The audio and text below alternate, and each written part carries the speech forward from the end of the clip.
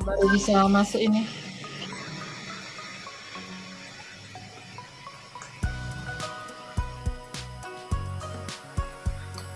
Sudah ini ya, boleh lah. Ya.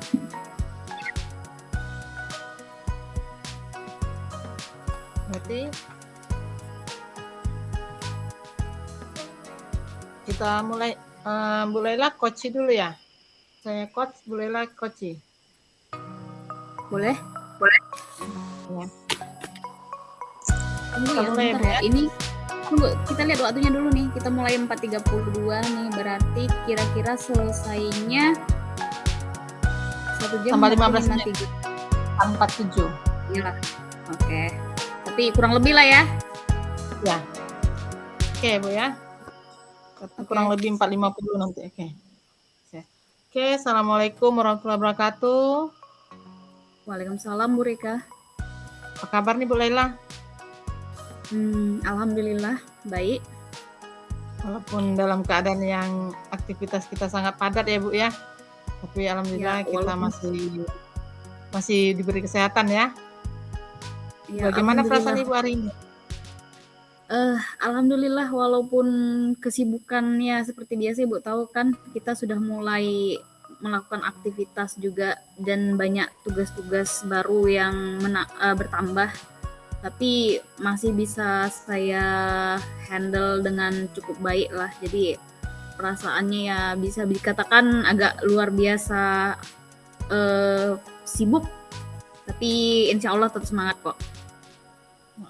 Alhamdulillah Ibu Laila ya. Oke, ini terima kasih nih Bu Laila sudah hadir di sini. Kita pada pertemuan ini sudah menerima undangan saya untuk melakukan coaching ya, diskusi kita hari ini ya Bu ya. Nah ini ya. Iya. Nah ini ya mudah-mudahan nanti apa yang dihasilkan lebih bagus Bu ya. Nah ini saya mau nanya nih Bu ya.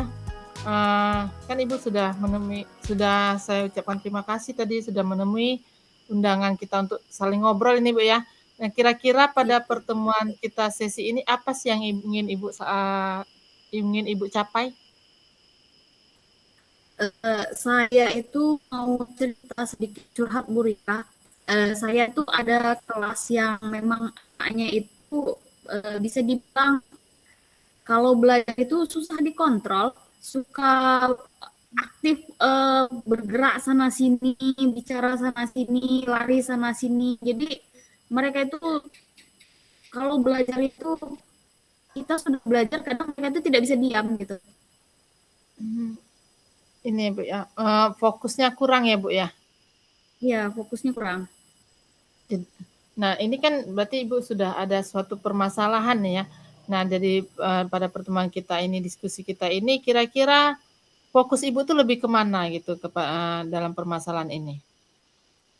Saya itu ingin mereka belajar walaupun mereka memang tipikalnya mungkin kebutuhan belajar mereka itu ya seperti itu Bu Rika. Belajar mereka itu memang mungkin mereka itu memang tipikal yang tidak bisa diam, tapi walaupun begitu saya itu ingin mereka itu kalau belajar tetap bisa fokus gitu loh.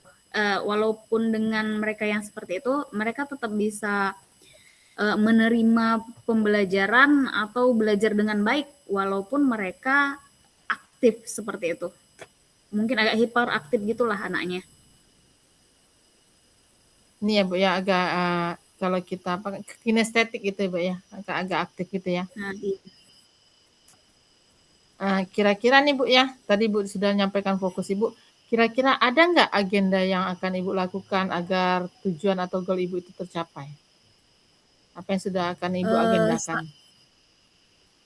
Saya berpikir seperti ini Bu Rika, kalau mungkin untuk anak-anak lain saya menyediakan media yang biasa saya pakai, mungkin mereka bisa belajar dengan baik.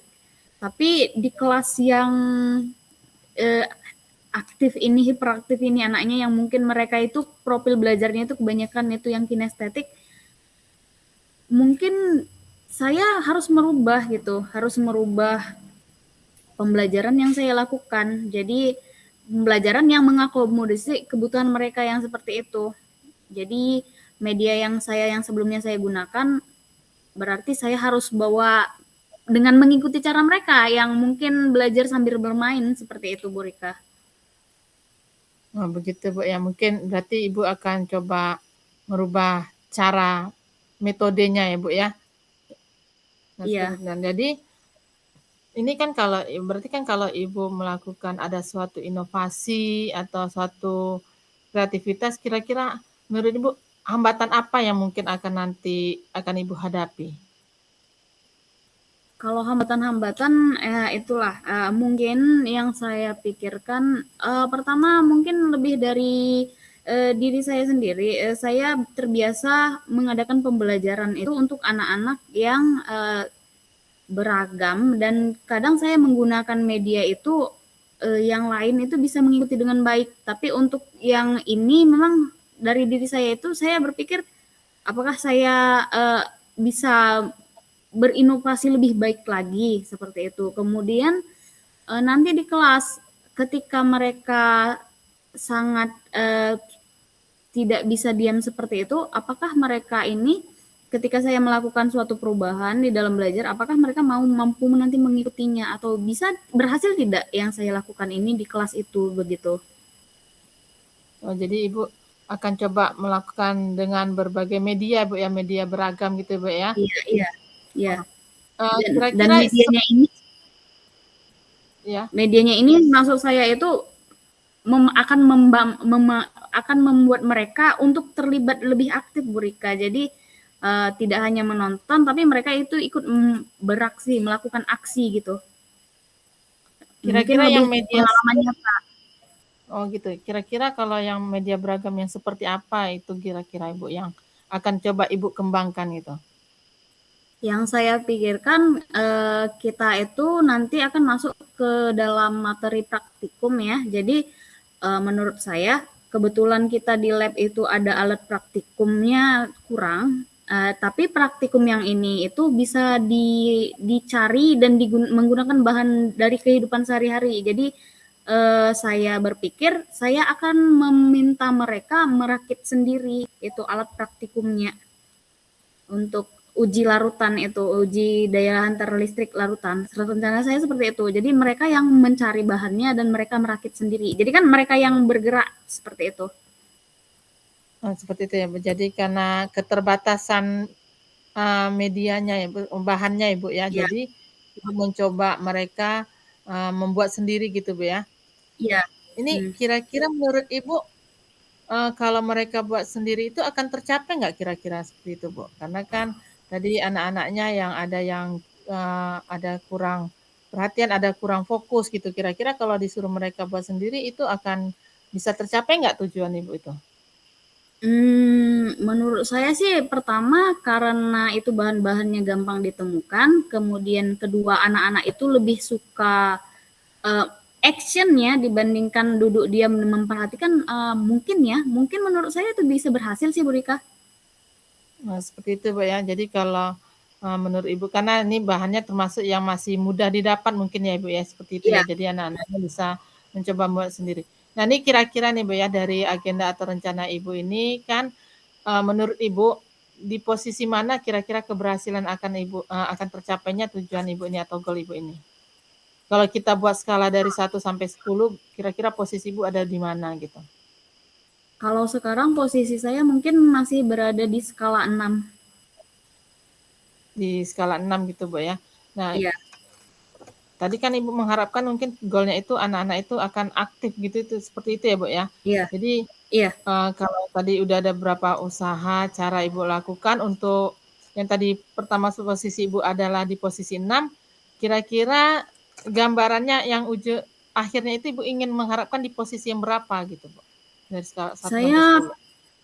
Saya itu ingin dia naik tingkat itu paling tidak ke skala 8. Skala 8 Bu ya, dengan usaha-usaha Iya. Ibu tadi itu ya Bu ya. Ini mudah-mudahan bisa Ibu ya. Nah, jadi tadi kan banyak itu hambatan-hambatan Ibu ya. Nah, jadi hambatan-hambatan itu mungkin tadi kata Ibu, Ibu akan coba cari suatu inovasi yang lain tadi dengan media yang berbagai-bagai media yang mereka melakukan praktek membuat sendiri Ibu ya, membuat sendiri. Iya. Nah, kira-kira ini, eee selain itu strategi yang lebih bagus lagi yang bisa Ibu kombinasi itu apa kira-kira, Bu? Mungkin saya akan menggunakan media pembelajaran yang memancing anak untuk bermain sambil belajar seperti itu. Berarti Media-media pembelajaran sekarang itu seperti itu kan banyak itu, Bu. Banyak yang menyisipkan permainan-permainan atau permainan-permainan yang ada tapi yang masih menyangkut dengan pembelajaran tersebut seperti itu. Ini kalau menurut Ibu kira-kira tadi kan ada lakukan praktek gitu Bu ya. Kemudian ada permainan, kalau kita lihat dari waktu pelaksanaan prakteknya, kira-kira menurut Ibu itu akan terlaksana nggak itu, Bu? Kalau untuk praktikum, kebetulan kita minggu depan sudah mulai praktikum, itu bisa terlaksana sih, karena rencananya akan dilaksanakan minggu depan. Oh, akan laksanakan minggu depan ya, Bu ya. Berarti mungkin Iya. sebelum apakah nanti itu ini kan dalam melaksanakan itu kan Ibu komitmennya apa dari rencana yang akan Ibu laksanakan itu? Komitmennya, konsekuensinya seperti apa gitu, Bu?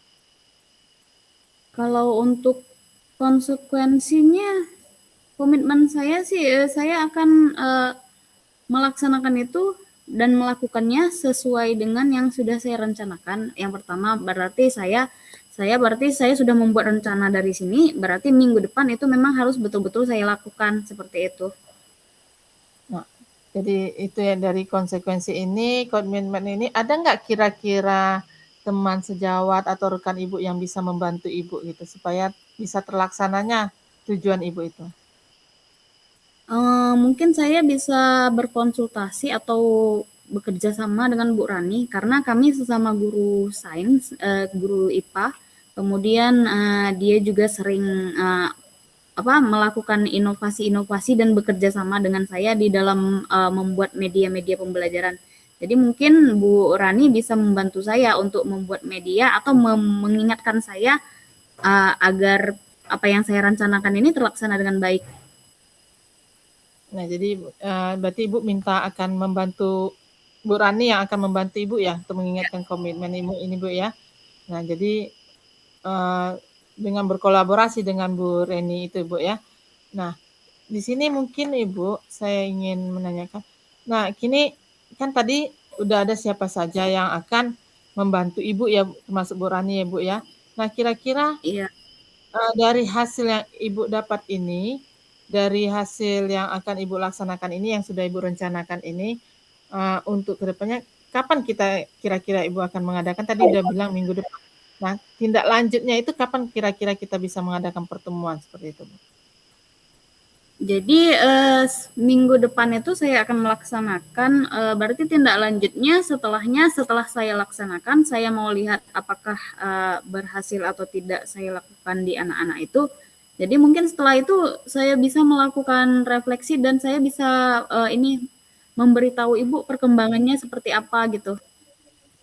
Jadi pada pertemuan kita berikut nanti, Ibu mungkin akan Ya. memberitahu kepada saya perkembangannya Ibu ya, sesuai dengan yang Ya. Ibu harapkan tadi, mungkin dari yang skala 6 jadi menjadi skala 8 anak itu Ibu ya. Jadi ya mudah-mudahan apa yang tadi sudah kita jabarkan, yang sudah Ibu ceritakan itu mudah-mudahan apa yang Ibu inginkan, apa yang menjadi goal Ibu bisa tercapai. Dengan tadi Ibu sudah mengambil satu konsekuensi dan Ibu akan berkolaborasi dengan rekan sejawat Bu Reni, mudah-mudahan hasilnya akan tercapai dengan maksimal ya Bu ya.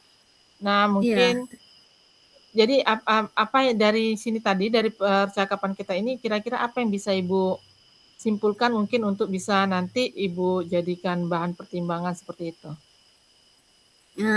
Jadi setelah kita berbicara ini berarti saya mendapatkan pencerahan bahwa ternyata untuk anak-anak yang aktif seperti itu saya harus lebih banyak melibatkan mereka di dalam pembelajaran. Contohnya mungkin contoh sederhana di dalam praktikum itu berarti saya bisa melibatkan mereka karena kita alat praktikum kekurangan. Saya bisa melibatkan mereka dengan melakukan praktikum langsung atau merangkit alatnya, kemudian melakukan praktikum, kemudian untuk materi-materi yang setelahnya itu mungkin saya bisa bawa mereka bermain sambil belajar, menciptakan game-games di pembelajaran tapi yang masih terkait dengan pembelajaran tersebut gitu. Jadi mereka itu akan lebih banyak berperan aktif di dalam belajar daripada mereka hanya duduk memperhatikan atau mengerjakan LKS. Mungkin itu kurang cocok di mereka. Ya. Ya itu Bu ya, dari sudah Ibu bisa dapat menyimpulkan bahwa Ibu sudah bisa menemukan suatu teknik ya Bu ya. Mudah-mudahan Iya. nanti hasilnya akan maksimal. Terima kasih Ibu sudah bersedia curhat kepada saya atau menceritakan pengalaman Ibu. Mudah-mudahan nanti ini bisa jadi lebih baiknya untuk kedepannya Ibu ya. Terima kasih Bu Reni. Saya Terima tunggu minggu kasih. depan ya Ibu ya.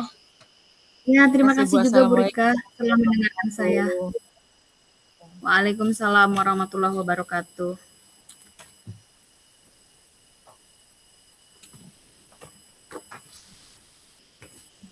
Langsung ya Bu Laila. Tunggu sebentar Bu Rika. Oke.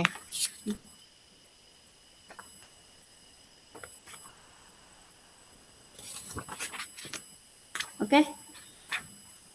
Udah, kita mulai. Oke.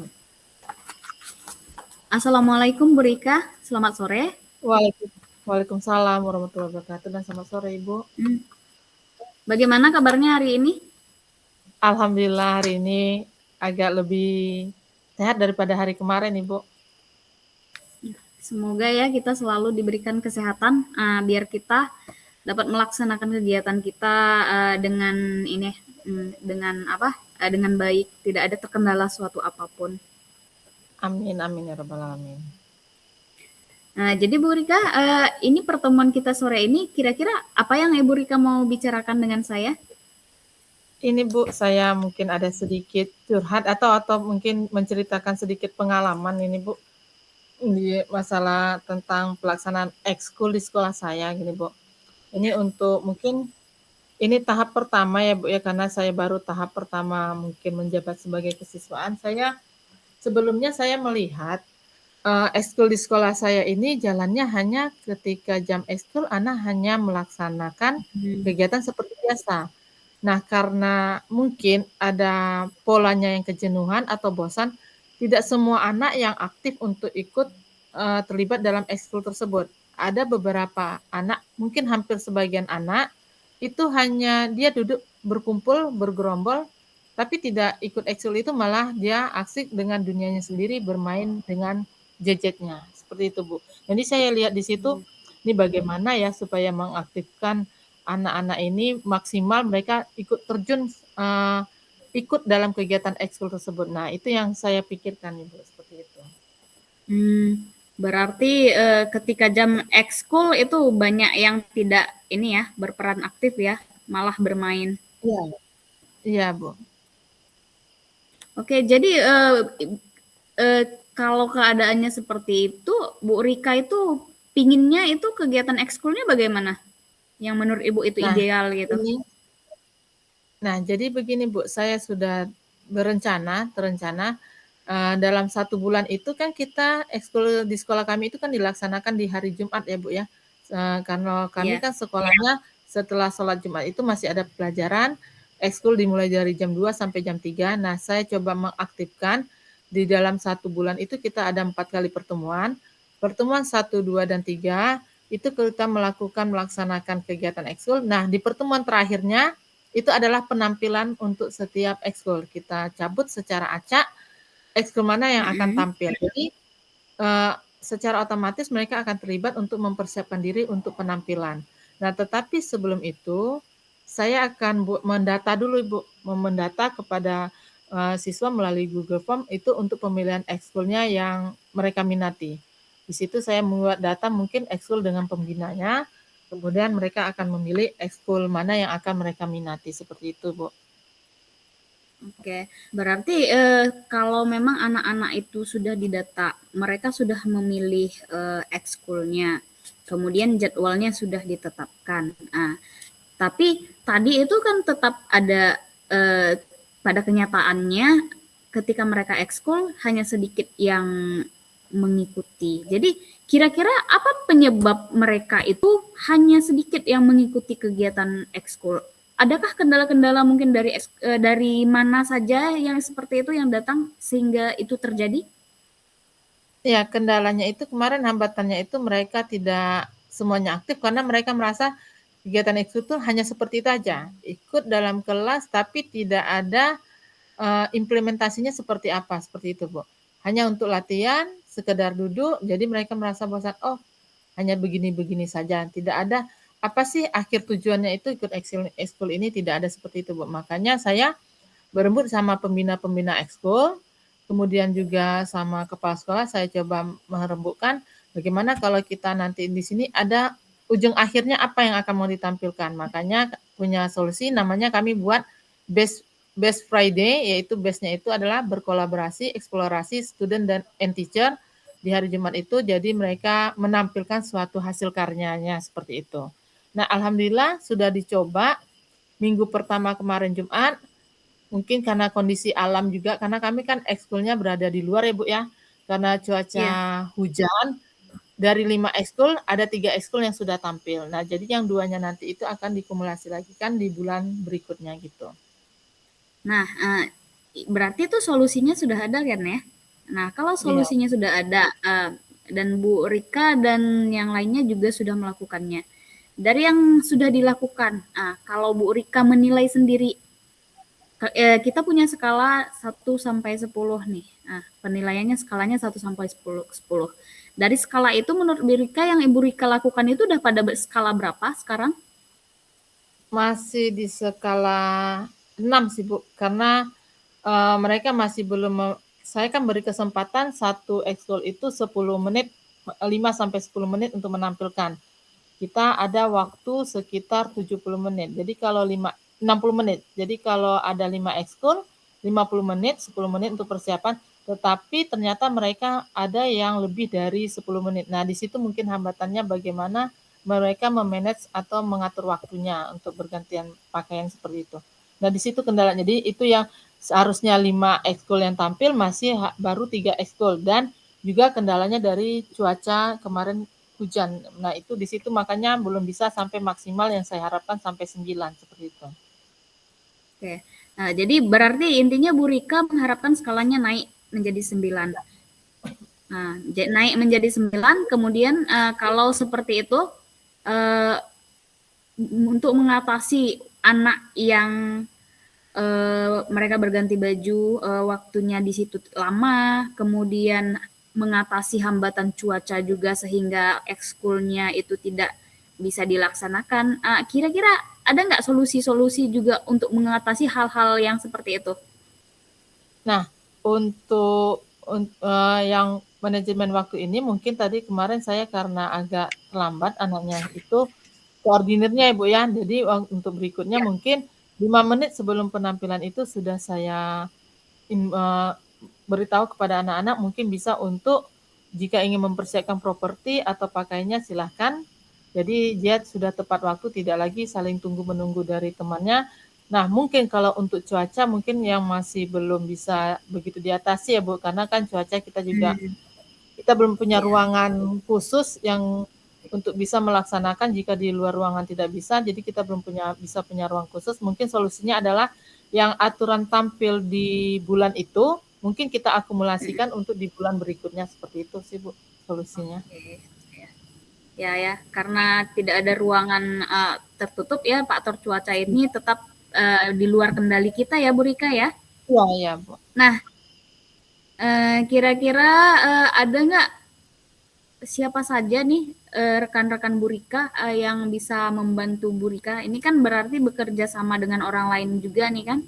Ya. Siapa saja nih orang-orang yang bisa membantu Bu Rika itu untuk mensukseskan kegiatan-kegiatan ekskul yang seperti ini? Yang bisa membantu Bu Rika?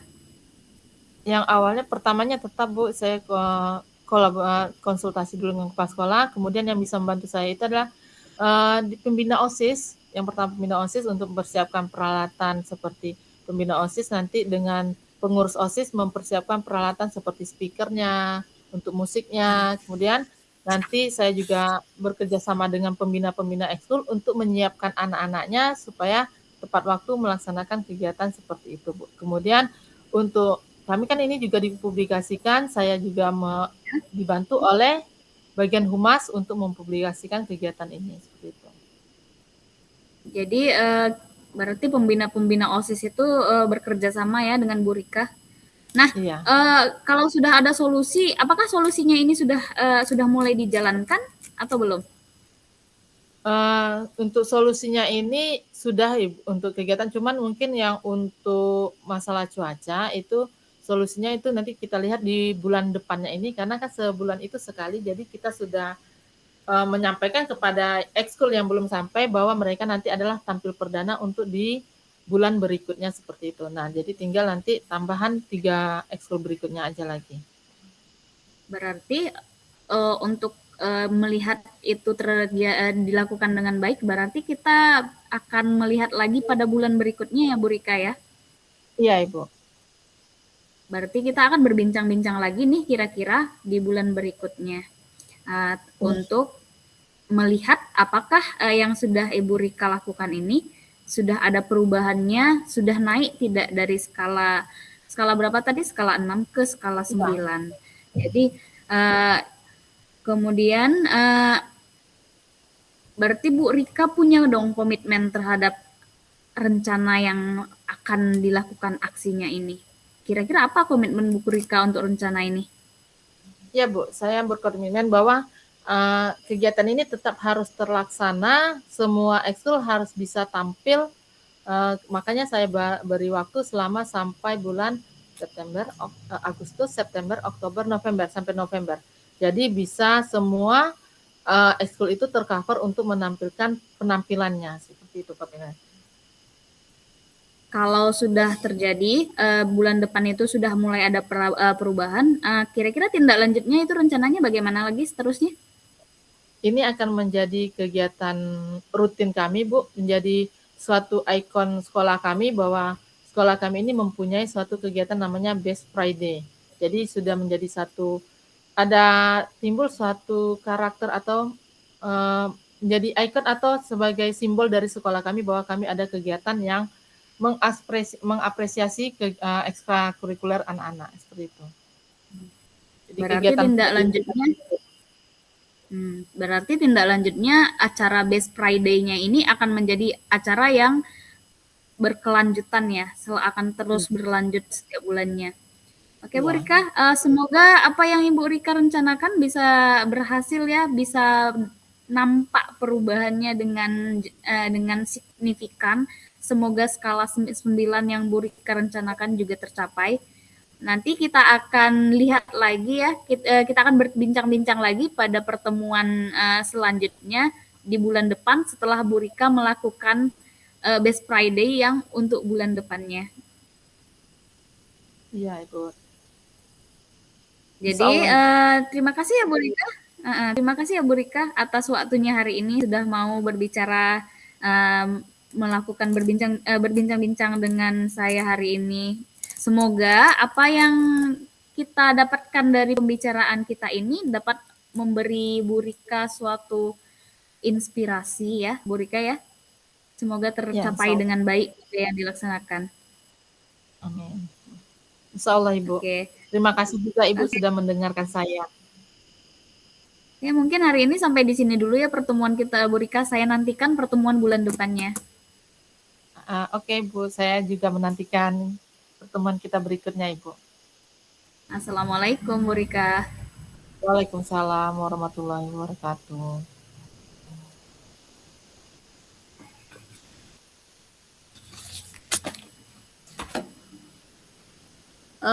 Selanjutnya Bu Rika kita iya pas 15 menit ya Bu ya.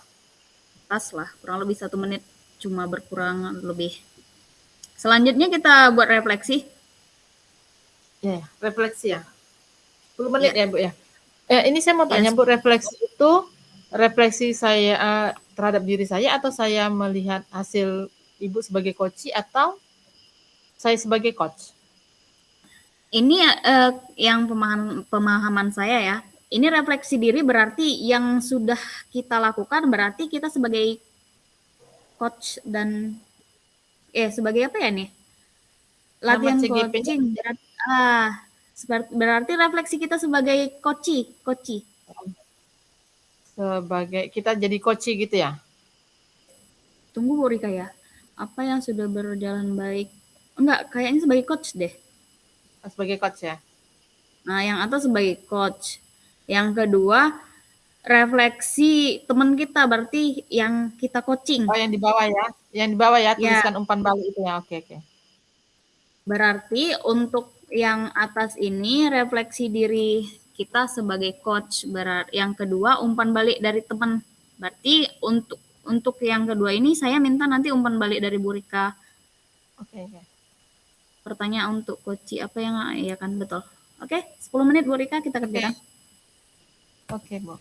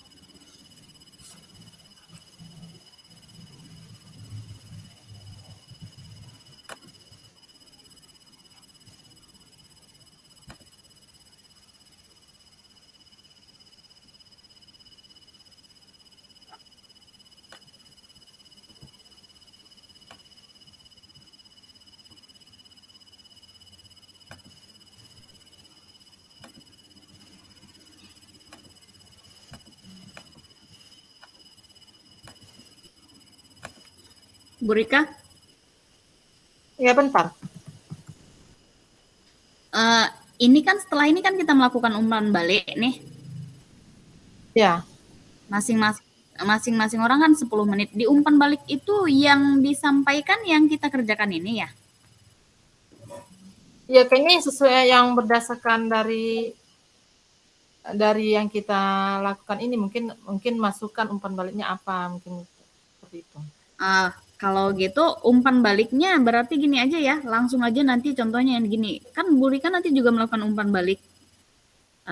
Ya. Perasaan Bu Rika saat saya coaching. Berarti nanti itu saja nanti yang saya rangkum dan saya tuliskan gitu aja ya? Iya. Iya.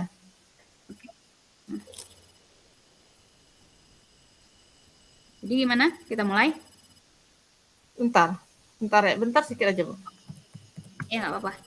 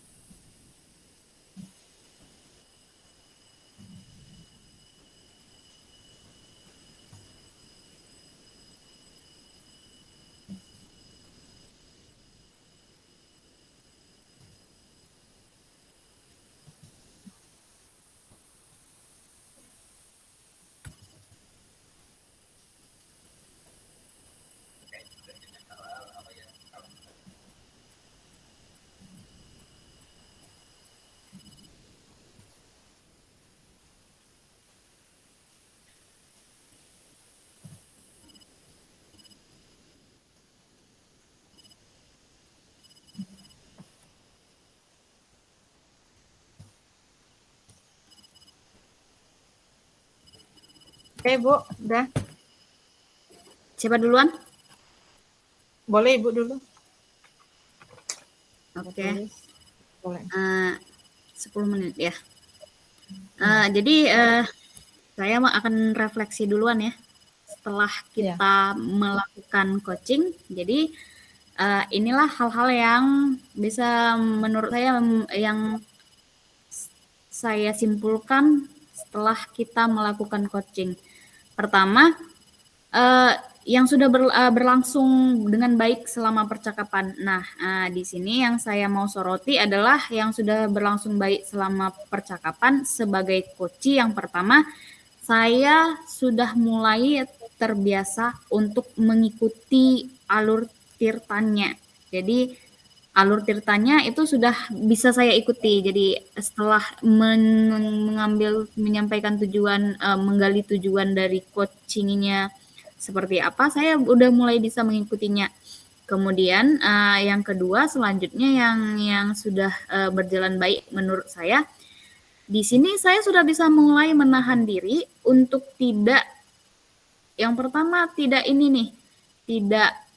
memberikan solusi. Nah, jadi kan kalau kemarin itu masih susah tuh memberikan solusi tanpa sadar. Kalau sekarang saya sudah bisa menahan diri saya untuk tidak memberikan solusi kepada coach atau untuk tidak memberikan solusi yang itu berdasarkan pengalaman diri saya. Jadi pada hari ini ketika kita melakukan praktik coaching, saya mulai bisa untuk mengontrolnya dengan hanya bertanya saja. Dengan bertanya terkait apa yang dibicarakan oleh coachnya. Itu yang pertama.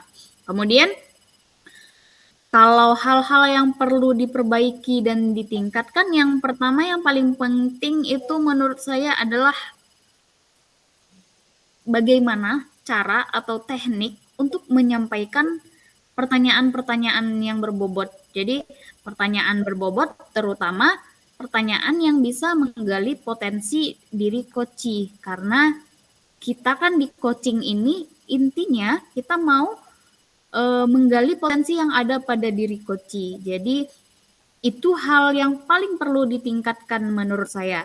Kemudian selanjutnya ada kehadiran penuh nih. Tadi saya mulai merasakan ada beberapa distraksi yang membuat saya tanpa sadar menoleh atau melihat kemana seperti itu. Jadi tiba-tiba langsung terkesiap seperti itu. Berarti saya belum melakukan kehadiran penuh. Nah, jadi saya ini masih gampang dialihkan fokusnya oleh hal-hal kecil yang mungkin terjadi di sekitar saya, atau ada suara-suara lah, atau ada orang yang lewat. Jadi kehadiran penuh ini masih mudah saya rasa diganggu oleh gangguan-gangguan kecil atau kejadian-kejadian yang ada di sekitar saya. Nah, itu yang menurut saya perlu ditingkatkan. Yang pertama tadi itu mengeluarkan pertanyaan yang berbobot, kemudian melakukan kehadiran penuh. Ternyata kehadiran penuh walaupun kelihatannya sepele itu masih sangat susah untuk dihadirkan. Kemudian kalau untuk kehadiran penuh ini sebenarnya apa sih yang harus dilakukan untuk tetap dalam keadaan kehadiran penuh sebelum dan sesaat. Jadi seperti yang kita bicarakan juga kemarin, yang pertama itu adalah mencari situasi dan lingkungan yang nyaman seperti itu. Mungkin lingkungan yang tenang, ruangan yang khusus ya seperti itu. Jadi kira-kira di manakah tempat yang aman untuk melakukan sesi coaching, curhat, menggali potensi coaching. Kemudian setelah ketemu tempat yang memadai atau tempat yang mendukung, selanjutnya cara melatih kita untuk kehadiran penuh itu ini masih berhubungan dengan modul sebelumnya. Itulah menurut saya itu melatih itu teknik kesadaran penuh. Jadi kesadaran penuh itu kan melatih kita untuk tetap fokus pada sesuatu atau hal yang kita lakukan. Jadi di sini tadi saya memang lupa untuk melakukan teknik kesadaran penuh. Jadi menurut saya sebisa mungkin kalau melakukan coaching, jadi kalau kita sebagai coach ya, hal pertama yang harus kita lakukan itu berarti kita harus pada posisi fokus atau kesadaran penuh. Dan kita bisa melakukannya itu dengan apa yang sudah kita pelajari sebelumnya, melakukan teknik stop atau sebagainya seperti itu.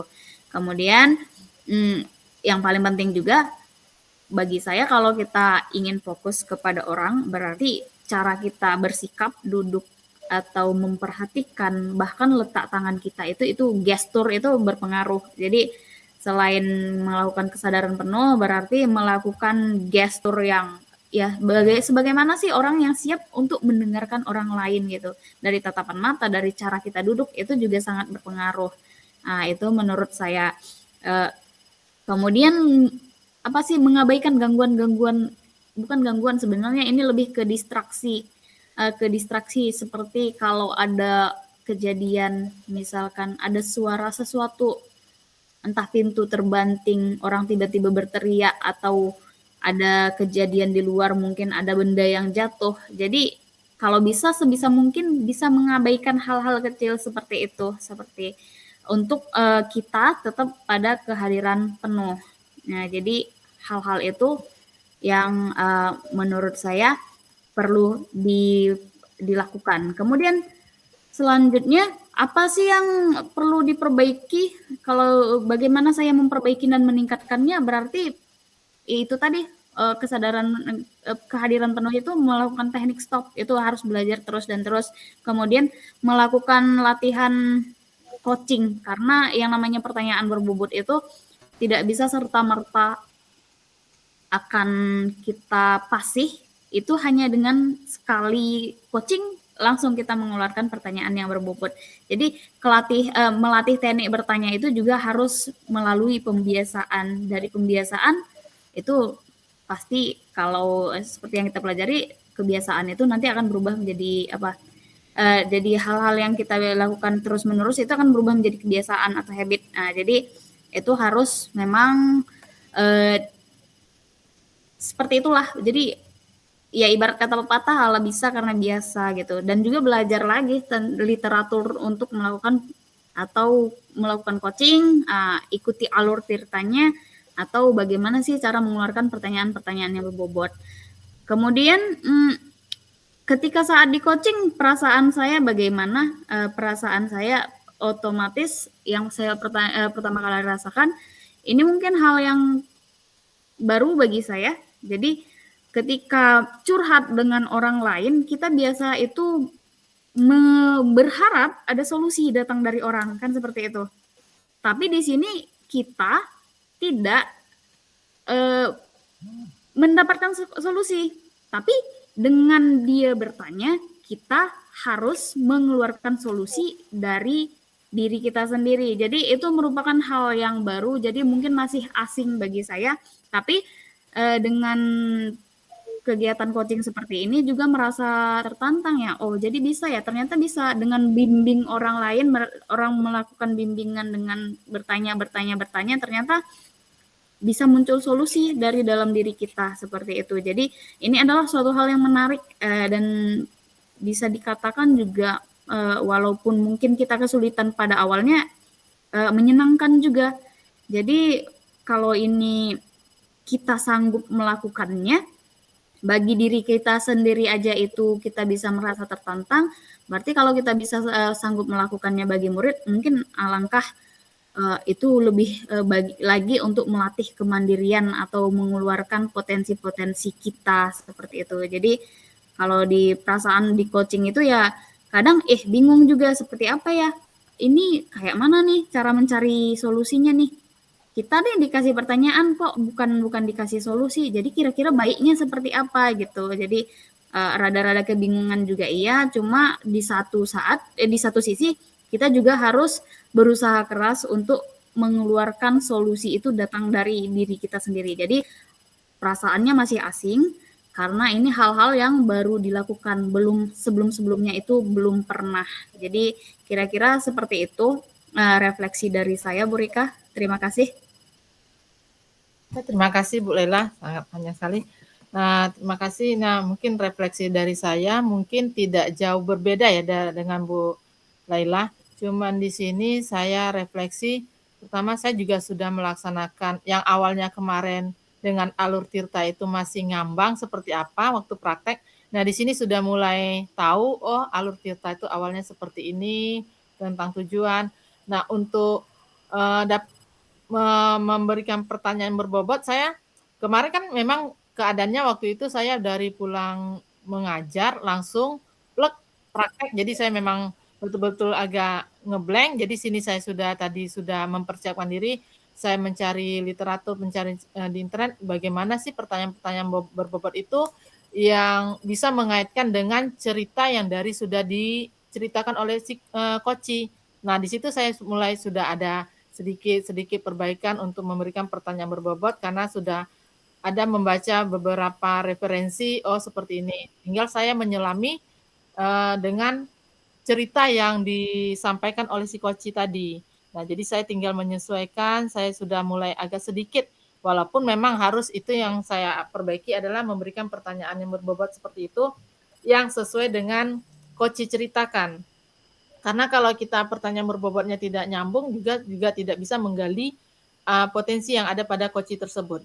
Nah, untuk situasi yang seperti Bu Laila tadi rasakan distraksi tadi itu, sebelum ini karena kondisi saya di rumah, sebelum melakukan coaching ini, mungkin kita bisa memberitahukan dulu kepada lingkungan sekitar kita, pertama tadi kepada anak saya bilang, mohon jangan diganggu dulu, ini ada kegiatan. Nah, mungkin kalau di sekolah seperti itu, mungkin kita bisa memberikan arahan kepada mungkin yang sekitar kita atau murid atau rekan sejawat, mungkin saya akan melakukan coaching, jadi untuk beberapa saat mungkin boleh tidak memberikan pertanyaan ataupun tidak mengganggu agar coaching ini bisa berjalan. Nah, itu mungkin tadi yang awalnya saya beri kepada anak saya yang biasanya yang kecil tuh tidak sebentar akan bolak-balik masuk bertanya.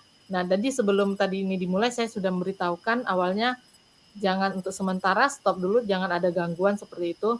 Nah, untuk kesadaran penuh, saya seperti ini, saya menanamkan di diri saya bagaimana jika seandainya kita yang bercerita tidak didengarkan oleh orang, tentu kita merasakan ada sesuatu hal yang tidak enak pada diri kita. Nah, saya tanamkan seperti itu.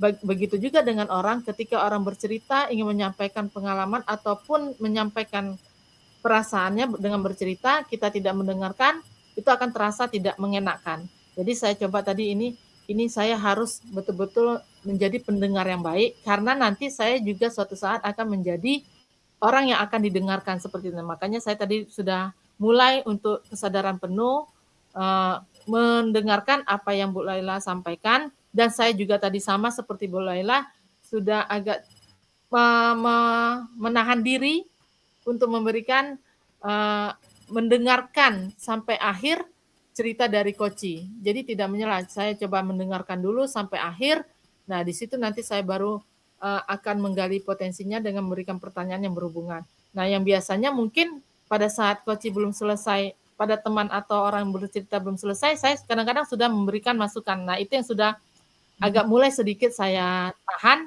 mendengarkan dulu sampai akhir, baru nanti saya memberikan, pertanyaan berikutnya, seperti itu. Nah, umpan baliknya perasaan saya mengikuti Koci ini, saya merasa senang karena saya merasa didengarkan. Saya merasa didengarkan walaupun mungkin solusinya itu datang dari diri saya sendiri, saya merasa saya didengarkan cerita saya, seperti itu. Nah, memang luar biasa rasanya kalau kita mungkin itu yang akan saya terapkan kepada murid, ternyata kita kalau didengarkan itu rasanya luar biasa.